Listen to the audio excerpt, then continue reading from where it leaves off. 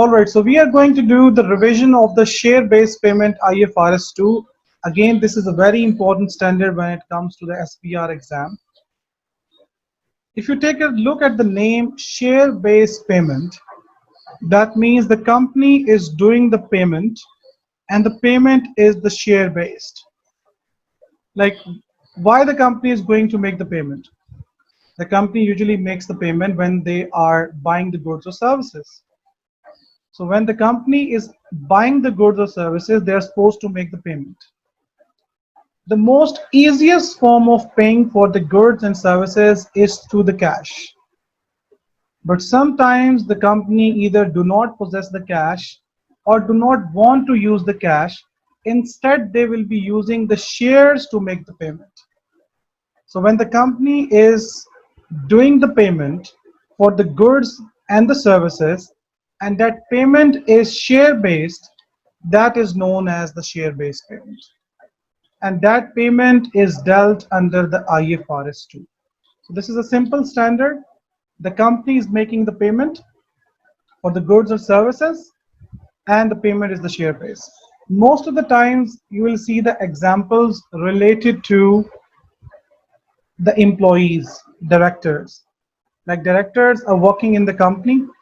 As part of the remuneration, they have the share options. They have been given the shares, and now we'll be accounting for those shares. So most of the times you see the examples related to the director's remuneration, director's options, options given to employees, option given to directors, but it also covers the payment made to suppliers. But we do not see much examples related to that. So the share-based payment IFRS 2 is all about when the company is making the payment for the goods and services, and that payment is the share-based. So first of all, you look at the definition. The share-based payment has become increasingly common. The company are using the share-based option instead of cash nowadays.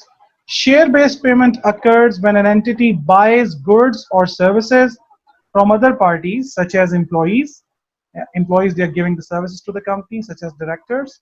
As part of remuneration, they will be getting the shares and the share options.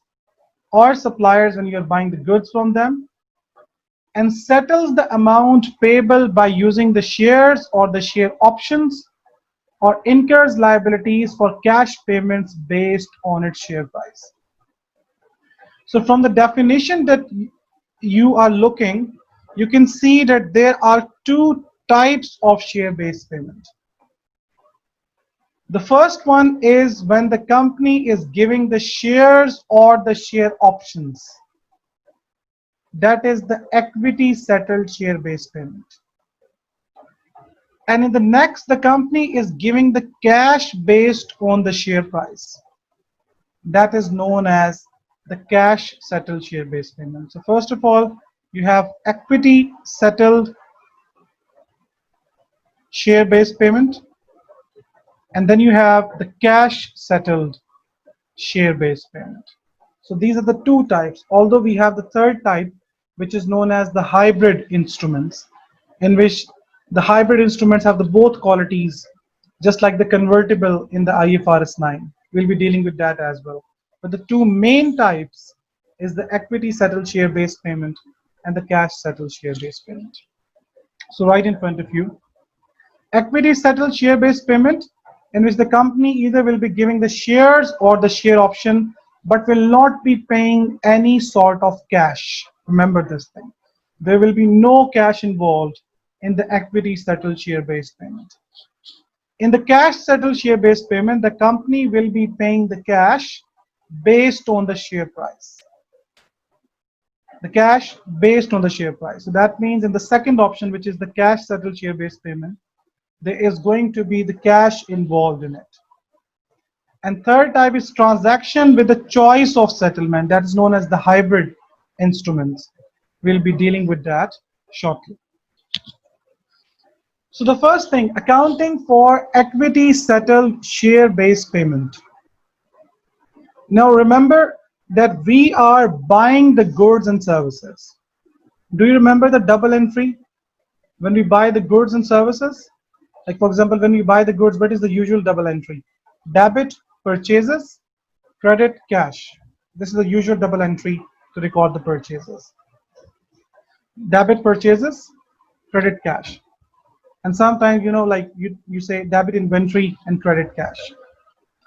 Now, here you are buying the goods and services. For example, when you are taking the services, that services should be recorded as an expense.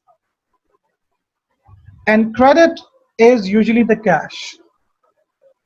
Debit expense, credit cash. Even the purchases, which I'm talking about, debit purchases.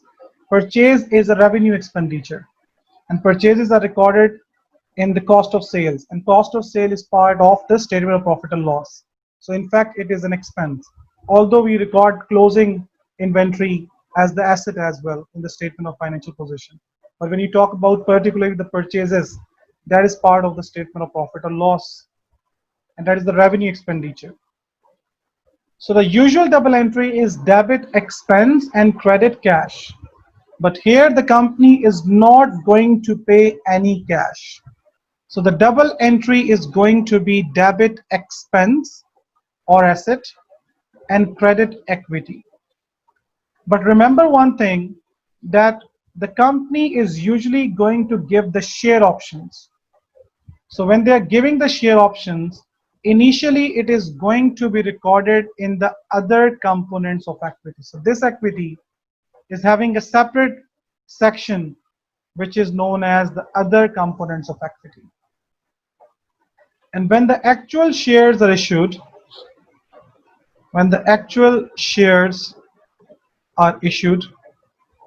then the double entry is debit OCE, because you will be de-recognizing this other components of equity, and credit share capital, credit share premium. This is when the actual shares are issued. But right now the company is giving the share options. So most of the time the company is giving the share option, so it is recorded as other components of equity. So share capital is not affected until the share-based payment has vested, and when these are exercised, that is the double entry, when the actual shares are issued. Now, this looks quite easy. What is the technical point over here? The technical point is the calculation of this expense and the calculation of the corresponding equity. So you can see the colorful thing right under this. This colorful formula explains how to calculate the expense and the corresponding equity. So you see share-based payment equity, and we are not talking about the liability right now. We are just talking about the equity. So estimated number of employees entitled to the benefits multiplied by number of instruments per employee. Or you can simply say number of rights expected to vest. Number of rights expected to vest. Now, remember one thing, that there may be many directors and many employees within a company who has been initially given the share options. But the company is going to keep a criteria. Like say, for example, if I am working as a director in a company and the company wants to retain me, they will be giving me the benefit, okay, if you stay within the company for some specified number of years, for example, 2 years, for example, 3 years or 4 years, then you will be able to exercise these options. And not all the directors are going to stay for a certain number of period. Many will be leaving. So it is the responsibility of the finance director to estimate how many people, how many of the officers, how many of the employees are going to stay within the company, and how many number of rights are expected to vest. So this should be the best estimate. And multiply by the fair value per instrument at grant date. Remember, we are going to take the fair value at grant date in the equity settled share-based payment. Irrespective of how many years we have, how many years we are going to do the calculation, in every year we are going to take the fair value at the grant date. The reason for that is that the company here is just giving the shares or the share options. They do not have any obligation to pay the cash. So when at the grant date they have given the share or the share options, they do not have any further responsibility. So realistically, we are going to take the value which is on the grant date. It is quite different when it comes to the cash settled share based payment. We'll be looking that in a while, because in that the company is supposed to pay the cash based on the share price, and the share price will be changing every year. We cannot take there the fair value at the grant date, but here the company has given the share options, and obviously when they have given the share option, that's it. So you take the fair value at the grant date and multiply by the time fraction. This is actually the time fraction. Now time fraction means, for example, if there are 3 years, so in the first year you will be doing 1/3, in the second year you will be doing 2/3, in the third year you will be doing 3/3. Now what is the idea behind that? If you multiply number of right expected to vest multiply by the fair value at grant date, this will give you the total expense. But we cannot record a complete 3-year expense over a single period. So you have to spread it over the 3 years. That is why we are going to multiply it by the time fraction. So this is the most important thing right in front of you, and you are supposed to remember this formula. Number of right expected to vest multiply by the fair value and then multiply by the time fraction. Now you have an example right in front of you. An entity has a reporting date of 31st December. On 1st January, it grants 100 share options to its 500 employees. Right? So this is the total, 500 employees in total. An option given to each person is 100. Each grant is conditional upon the employee working for the entity until 31st December 2023. That means the criteria or the vesting period is 3 years. They have to stay within the company for 3 years if they want to exercise the option. At the grant date, the fair value of each share option is $15. And this is the figure we are supposed to take in all of the 3 calculations.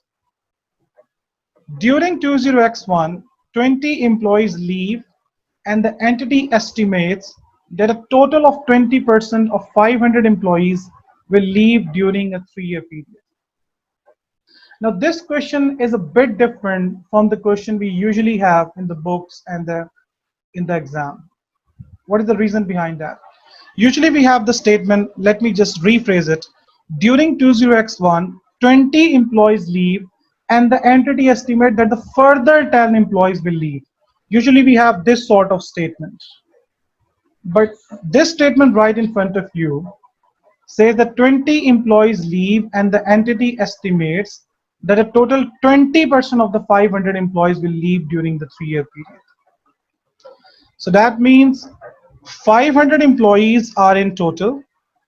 When 20% will be leaving, there will be 80%, right? And then you multiply it by 100 share options. Then you multiply it by $15, which is the fair value at the grant date. And then you multiply it by the time fraction, which is 1/3. Now during 20x2, a further 20 employees leave, and the entity now estimates that only 15% of the original 500 employees will leave during the period. So again, you just take 500 and you multiply it by 15%. Now, either you can take 85%, that 85% will be staying within the company. And multiply by 100, multiply by $15, and multiply by 2/3. During 20x3, the further 10 employees leave. Now you got the actual results. Now there's no need to take the estimate.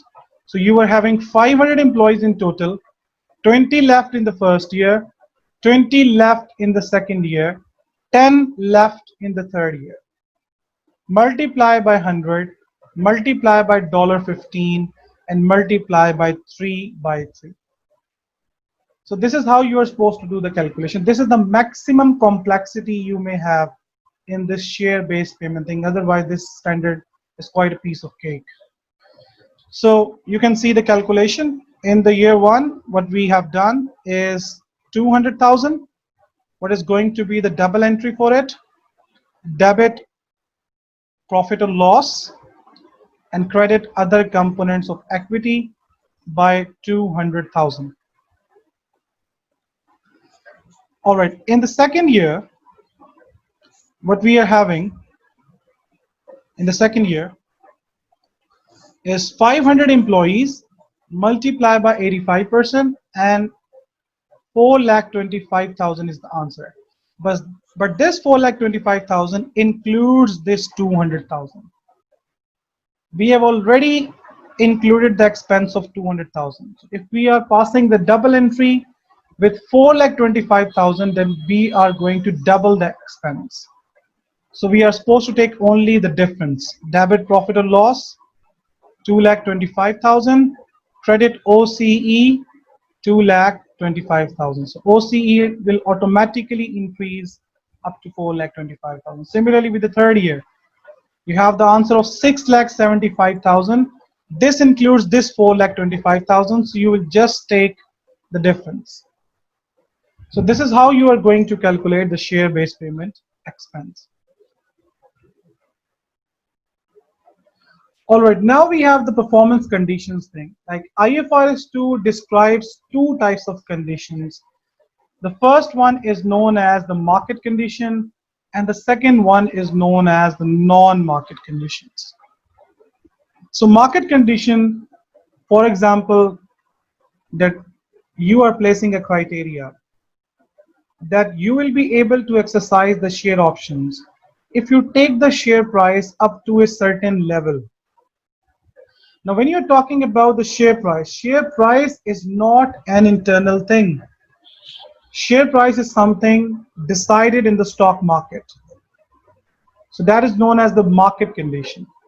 But for example, if you're talking about some performance targets such as sales targets, even if you're talking about staying within a company for a particular number of years, even if you're talking about increasing to some certain units, these all are the internal conditions. These all are the non-market performance conditions. So regarding the non-market performance conditions, you are going to account for these things, even if they are EPS, profit targets, sales targets, production targets, whatever it is. And regarding the market condition, the standard says that irrespective of the market condition being met, the expense should be recorded. Now, why the standard is saying that irrespective of the market condition being met, expense should be recorded? Because the directors can play with this thing. Like for example, they place a criteria and they say it is highly unlikely that the performance targets will be met. And by this way, they can ignore the expense to be recorded. So the standard has simplified the thing that what you're going to do is to record the expense irrespective of the market condition being met. Now we have an example. On 1st January 20x1, 100 employees were given 50 share options. So total employees are 100. Options given to each employee is 50. These will vest if employees still work for the entity on 31st December and if the share price is more than $5. Now this is the performance target, market condition. And we are supposed to record the expense irrespective of the market condition being met. On 1st January 20x1, the fair value of the option was $1. The share price was $3, and it was considered unlikely that the share price would be rise by $5. 10 employees left during the year ended 31st December, and further 10 are expected to leave in the following year. Now we are supposed to calculate the expense and the corresponding equity for 31st December. So how many employees are in total? 100. 10 left. 10 are expected to leave further. So that means 80 are expected to stay. You multiply it by options given to each director. This will give you the number of rights expected to vest. Then you multiply it by fair value at grant date. and then multiply it by the time fraction. So this will vest if the employees still work for the entity on 31st December 20x2. So there was the condition of 2 years multiplied by 1 by 2. So this is going to be your figure for the year 1.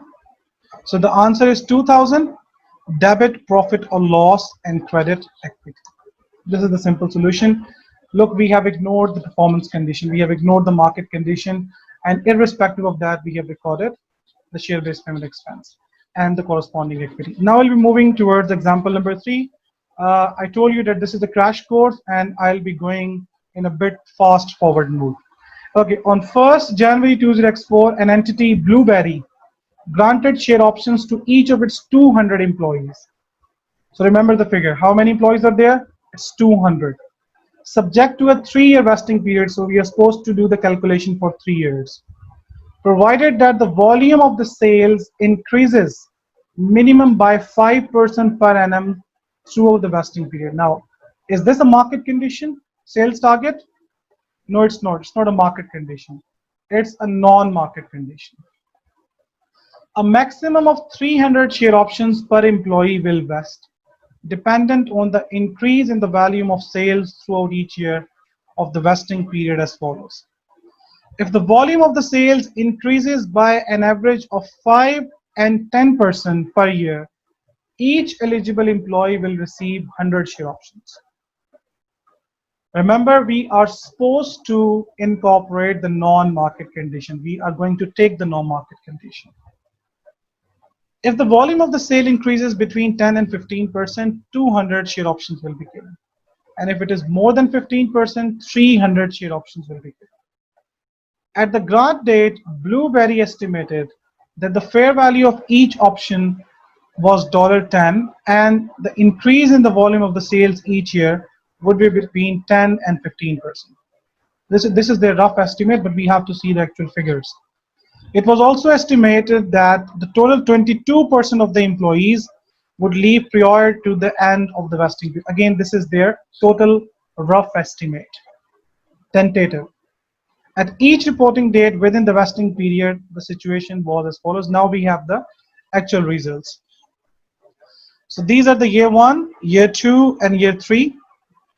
Employees leaving in year 1. 8 left in the first year, 18 are further expected to leave. 6 left in the second year, 4 are further expected to leave, and 2 left in the third year.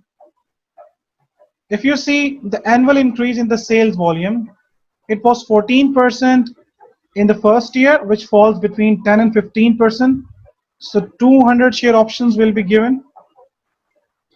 And in the second and third year, it is more than 15%. So it will qualify for 300 share options. Now, the calculation is quite simple. What is the fair value at the grant date? Remember, it is $10, which we are supposed to take for entire period, because this is equity settled share-based payment. So how many total employees were there? 200 employees were there. We are doing the calculation of year 1. 200 employees were there. 8 left in the first year. Further 18 are expected to leave. Multiply by options given. 200 was in the first year. Multiply by fair value at grant date, $10. Multiply by the time fraction, which is 1 by 3. Already in the second year, 200 employees were there. 8 left in the first year. 6 left in the second year. Further 4 are expected to leave. But in the second year, they qualified for the 300 share options. Multiply by $10, multiply by 2 by 3. In the third year, 200 employees, now we got the actual results. Make sure that you are applying it correctly. 8 left in the first year, 6 left in the second year, and 2 left in the third year. Multiply by 300, multiply by $10, multiply 3 by 3. So on the next page, you got the results. And remember, this is the expense of the first year, 116. This is the second year, but the second year includes this 160. No, it is shown over here. This is the expense which is actually not accumulated. This is individual expense. Expense of the first year, second year, and third year. This is the equity. 116 and this 364 and this 552. So 116, 364, and 552. And this is the first year expense. This is the second year expense. And this is the third year expense. All right, now we'll be talking about accounting after the vesting date. Like the vesting period is over, you have done all the accounting. Now what should be done after that? IFRS 2 states that no further adjustments to the total equity should be made after the vesting date. This applies even if some of the equity instruments do not vest.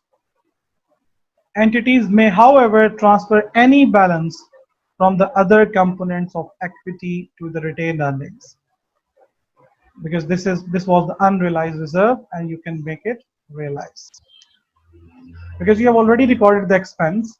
And now the good point to reverse that expense is just to simply reclassify your other components of equity into the retained earnings. All right, now you have example number 4. Beginner offered directors an option scheme conditional on a 3-year period of service. The number of options granted to each of the 10 directors at the inception of the scheme was 1 million. All right, the vesting period is 3 years, and the total number of directors are 10, and the options are 1 million. The options were exercisable shortly after the end of the 3rd year. Upon exercise of the share options, those directors eligible would be required to pay $2 for each share of $1 nominal value. The fair value of the options and the estimates of the number of options expected to vest at various points in time were as follows. So this is start of year 1, this is end of year 1, this is end of year 2. So right expected to vest, actually total rights were 1 million. So the total rights expected to vest by the start of the year 1 was 8 million. In the end of the year it was 7 million. By the end of the year 2 it was 8 million. The fair value of the option when granted 0.3, 0.33, 0.37.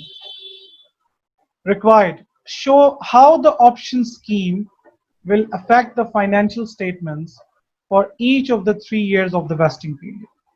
Show the accounting treatment at the vesting date for each of the following situation. The fair value of the share was $5 and all eligible directors exercised their options immediately. The fair value of the share was $1.50 and all eligible directors allowed their option to lapse. So this is the example number 4. All right, now we are moving towards another important concept, which is modification to the terms on which equity instruments are granted. So another important example we'll be doing after learning how to account for the modification. An entity may alter the terms and conditions of the share option schemes during the vesting period. It might increase or reduce the exercise price of the options, the price that the holder of the option has to pay for shares when the options are exercised. This makes the scheme less favorable or more favorable to the employees. It might change the vesting conditions to make it more likely or less likely that the option will vest. Now, you need to understand the context. Like when we have the performance conditions, say for example, we have the conditions related to staying within a company, whether it is related to the vesting period, or for example, we have some market conditions such as based on the share price. Say for example, we have kept a target. Now, due to the changes in the stock market, it became almost impossible that that target will be met. Now the directors will become demotivated that the criteria which you have set is now impossible to match, so you should change the the options given and the plan given. Similarly, it may become quite easier to achieve. For example, there were favorable movements in the stock market, and now it became quite easier to achieve the previous target which has been set. So in both of the circumstances, the entity will be altering, the entity will be changing the share option schemes. So if that is the case, then that is known as the modification. So if a modification to an equity settled share-based payment scheme occurs, the entity must continue to recognize the grant date fair value of the equity instrument in the profit or loss unless the instrument do not vest because of the failure to meet a non-market condition.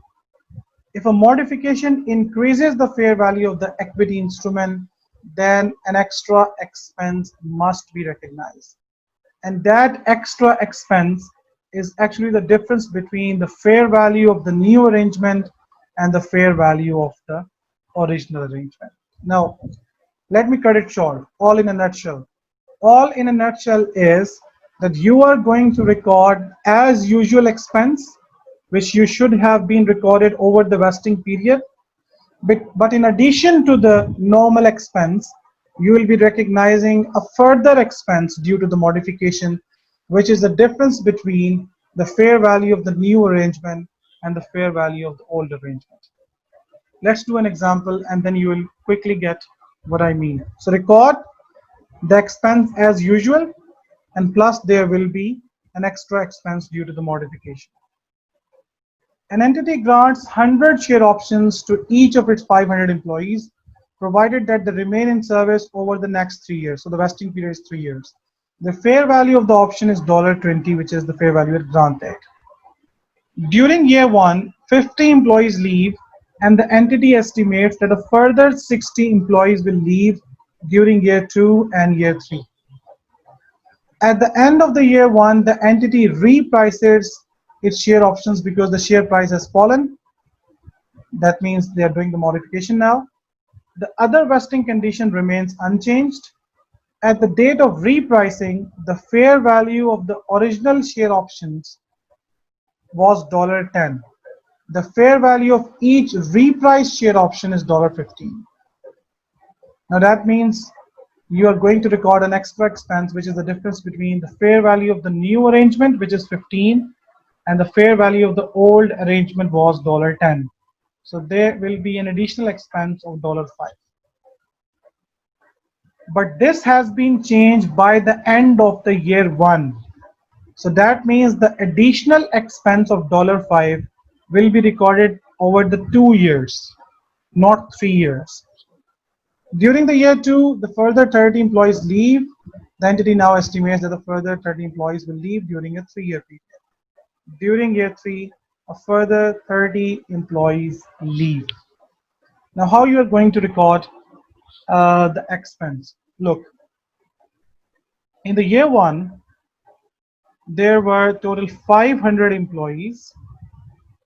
50 left in the first year, and further 60 will leave. Multiply by options given to each director, multiply by 100, multiply by $20, which is the fair value at grant date, multiply by the time fraction, which is 1/3.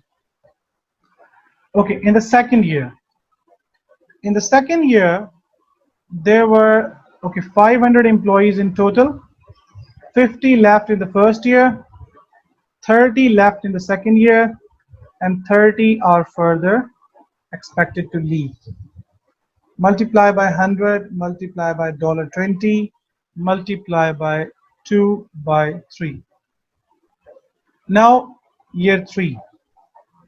500 employees in total, 50 left in the first year, 30 in the second year, and 30 in the third year. Multiply by $100, multiply by $20, and multiply by 3/3. Alright, this is the as usual expense. But then there was a modification after first year. So this extra expense should be recorded over the remaining 2 years. So you take the same calculation, multiply by $100, multiply by $5, multiply by 1 by 2. And then you take the same calculation, multiply by $100, multiply by $5, multiply by 2 by 2. That means in addition to the normal expense, you will be recognizing a further expense.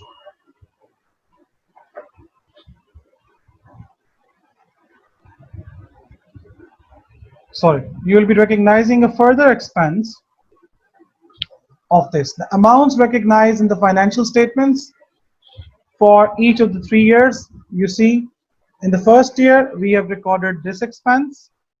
In the second year, this, but there was an additional expense which was spread over 2 years. In the third year, as routine expense, and then there was the incremental expense which was recorded over the 2 years. So incremental expense is recorded over the 2 years, and then there was a routine expense. All right, now we have the cancellations and the settlements. Cancellations and the settlements. Now, cancellation means that the plan has been cancelled.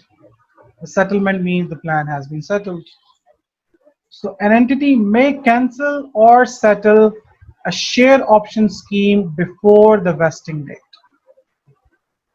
If the cancellation or settlement occurs during the vesting period, the entity immediately recognizes the amount that would otherwise have been recognized for services received over the vesting period. Now, this simply means that you are going to record the expense which would have been recorded over the complete period.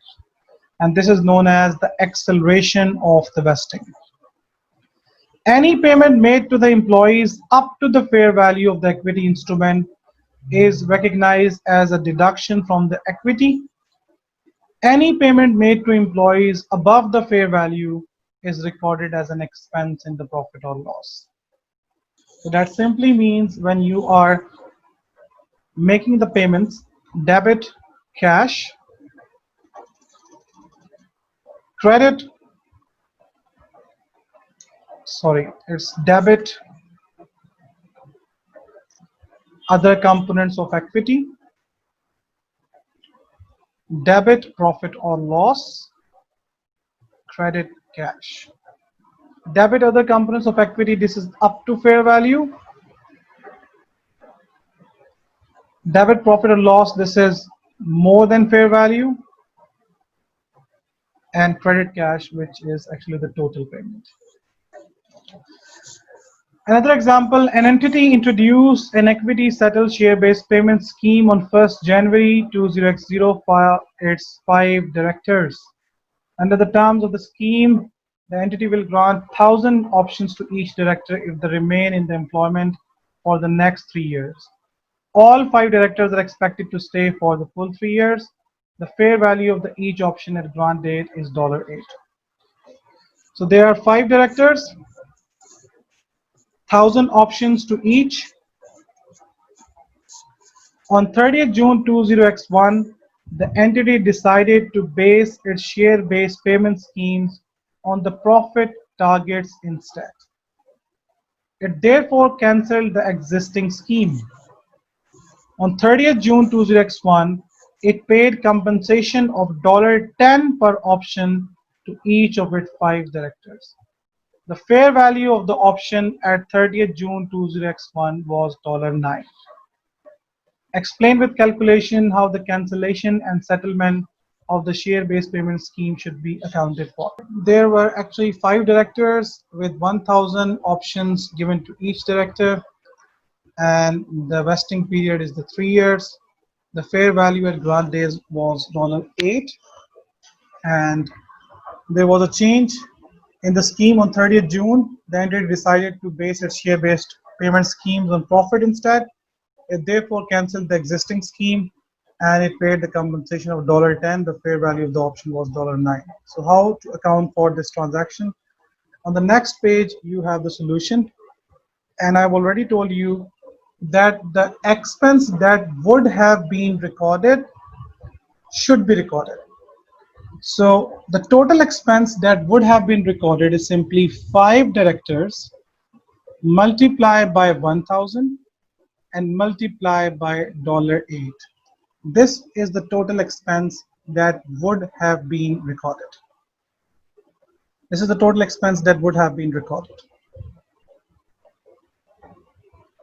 Now, less expense recognized in the year ended 30th December 20x1. So you see, the change in the plan was on 30th June 20x1. So they have already recorded the expense of the 1 year, which was 5 directors, multiply by 1000, multiply by $8, and multiply by 1 by 3. So expense that should now be recognized is 26,667. Now they are making the payment. How much they are making the payment? $10 per option. So the cash credit, 5 directors into 1000 into $10. Any payment made up to the fair value of the equity, which was $9, should be recorded as the deduction in the equity. Any payment more than the fair value, which is $1, should be recognized as an expense. So this is the simple treatment that we have discussed. Debit other components of equity, that means debit equity up to the fair value.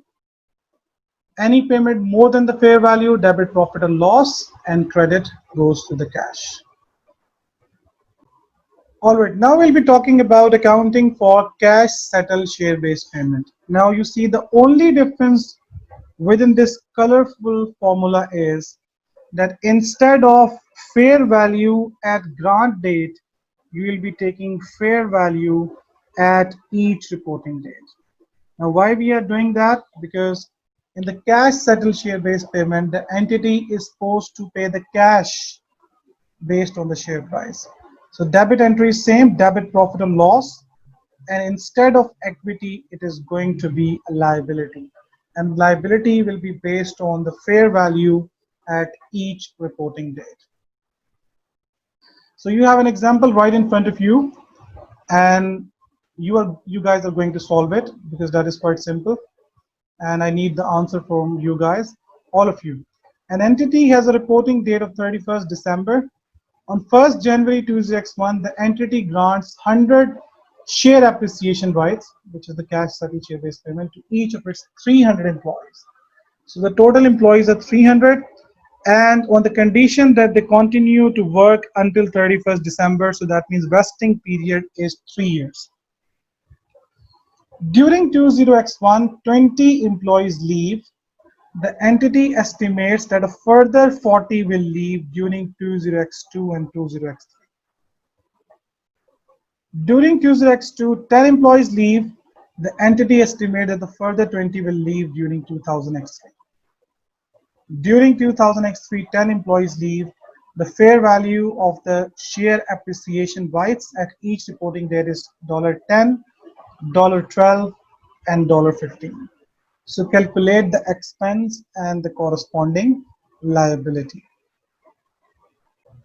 All right, so it was a fairly simple example. All you were supposed to do is take the number of directors and then multiply it by the share options, multiply it by the fair value at each reporting date, and multiply it by time factor. So there were 300 employees, 20 left in the first year, 40 are further expected to leave. 300 employees minus 20 minus 40. So you see 300 employees minus 20 minus 40 multiplied by 100 multiplied by $10 multiplied by 1 by 3. In the second year, it was being told 10 left, 20 left in the first year, 10 left in the second year, 20 are further expected to leave, and in the third year you got the actual results. So 80, expense is 80, year-end liability is 200, expense is 120. In the third year it is 390, and the expense for the year is 190. Okay, now what about the share appreciation rights, which is actually the cash settled share-based payment thing? Share appreciation rights may be exercisable over a period of time. the fair value of the each SAR comprises the intrinsic value. Now this is the important thing you need to understand. What is intrinsic value? The intrinsic value is the cash amount payable based upon the share price at that date. So when you are making a payment, intrinsic value is the cash amount payable on that particular date. Together with its time value, when SARs are exercised, they are accounted for at their intrinsic value. The fair value of the SAR could exceed its intrinsic value at this date. This is because the SAR holders who do not exercise their rights at the time have the ability to benefit from the future share price rises. At the end of the exercise period, the intrinsic value of the SAR will equal to its fair value. The liability will be cleared and any remaining balance will be taken to the profit or loss. Now, what does it mean? When you are exercising the share appreciation rights, you are supposed to take the intrinsic value. Now, this intrinsic value is actually the value at a particular date. And this may be different from the fair value of the share appreciation rights. The reason is that maybe all the people are not exercising their options. Some wants to keep it for another period. So if they're keeping it for another period to make it more good in terms of the price, the fair value is going to be different from the intrinsic value. But the last date where they do not have the option to keep it further, at that particular date where they have already reached the maximum date, now they need to realize it. At that date, the intrinsic value and the fair value will be equal. So you have an example. On 1st January 2004, Growler granted 200 share appreciation rights to each of its 500 employees on the condition that they continue to work for the entity for 2 years. At 1st January, the entity expects that 25 of those employees will leave each year. During 2004, 20 employees leave Growler. The entity expects the same number will leave in the second year. During 2005, 24 employees leave. So we have the calculation of the 2 years. The share appreciation rights vest on 31st December 2005 and can be exercised during 2006 and 2007. So obviously these are the first 2 years where they do not have the right to exercise, so that is why there is no intrinsic value, but they can exercise over here, $7, $10. Okay, on 31st December 2006, 257 of the eligible employees exercised their SARs in full. The remaining eligible employees exercised their SARs in full on 31st December 2007. So 257 exercised over here and remaining kept it for another year by exercising on 31st December 2007. That is why you see the fair value was not equal to the intrinsic value. But here it is equal because now they do not have any option to keep it further. Calculate the amount to be recognized as a remuneration expense in the statement of profit and loss together with the liability, and calculate the amount to be recognized as remuneration expense and reported as a liability in financial statements for 31st December 2006 and 2007. First of all, you have to make the basic calculation. The total employees are 500 minus 20 multiply by the options, multiply by that is 200, multiply by the fair value $5, multiply by 1/2. And then in the second year, 500 minus 20 minus 24, multiply by 200, multiply by $7, multiply by 2/2. So this is the fairly simple calculation. So 500 and this and this. So you got the liability 2,30,000, 6,38,400. Expense was 230,000 and 408,400. Now this was the simple calculation for the first 2 years. Now we are talking about the payment. So intrinsic value will be used. 257 people exercise their option on 31st December 2006 when the intrinsic value was $7. So 257 people multiply by 200 options multiply by $7. So the payment has been made 3,59,800. This was the opening liability. Now the closing liability is that 199 people are left, multiply by 200, and the fair value is $8. So this balancing figure will be recorded as an expense. Now this becomes the opening liability. Rest of the people are exercising, and at that date the intrinsic value and the fair value is same $10.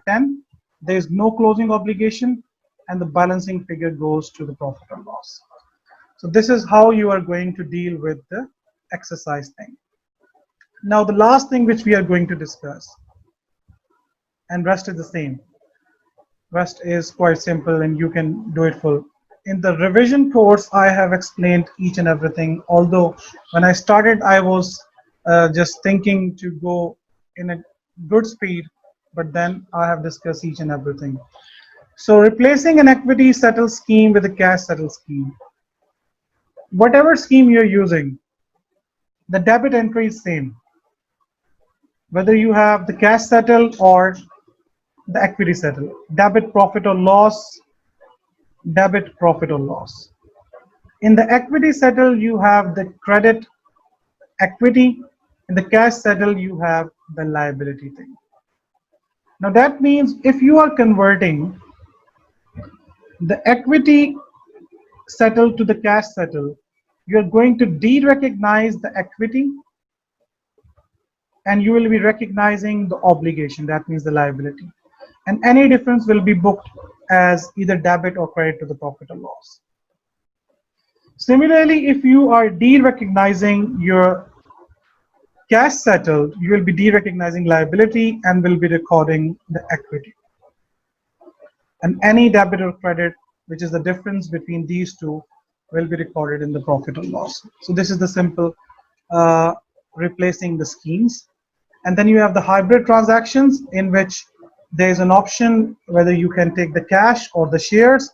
This is treated just like the compound instrument in the IFRS 9. So you have to split the compound instrument into the debt and the equity component.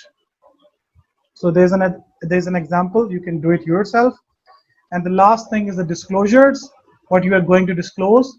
In the SBR, it is important to know what you are going to disclose for each and every standard.